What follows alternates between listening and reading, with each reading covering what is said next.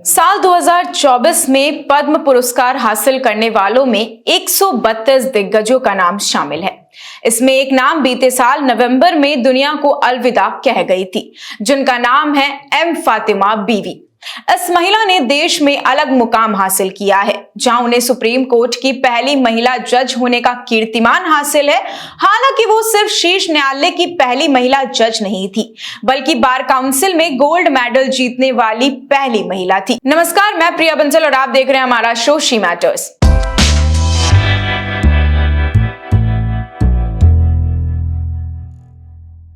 आज हम बात करेंगे कि एम फातिमा बीवी कौन थी जिन्हें पद्म पुरस्कार मिला है।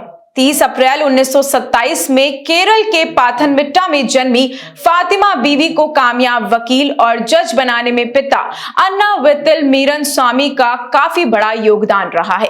कहा जाता है कि उनके पिता उन्हें वकील बनते देखना चाहते थे। इसी सपने को पूरा करने के लिए उन्होंने कानून में डिग्री हासिल की और नवंबर 2050 में वकील बन गई। इससे पहले उनकी शुरुआती शिक्षा कैथोलिक हाई स्कूल से हुई है।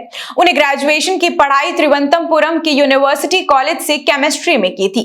साथ ही उन्होंने एडवोकेट के तौर पर केरल में करियर की शुरुआत की। इसके बाद साल 1974 में जिला एवं सत्र न्यायालय में जज बनी थी।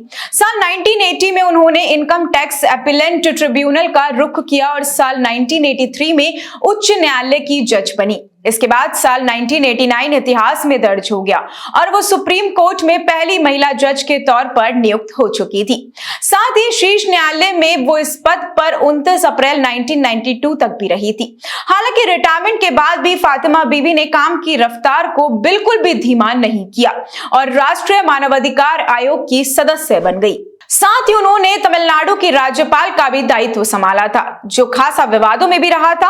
उनका सबसे विवादित फैसला राज्यपाल के कार्यकाल के दौरान माना जाता है। दरअसल उन्होंने 2001 में हुए तमिलनाडु विधानसभा चुनाव के बाद जयललिता को मुख्यमंत्री पद की शपथ दिलाई थी।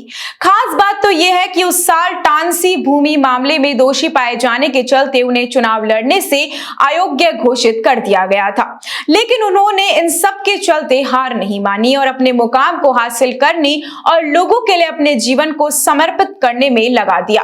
तो ये थी एम फातिमा बीवी, जिन्हें हाल ही में पद्म पुरस्कार से नवाजा गया है, लेकिन वो इस पुरस्कार को अपने हाथ से लेने के लिए अभी जिंदा नहीं है।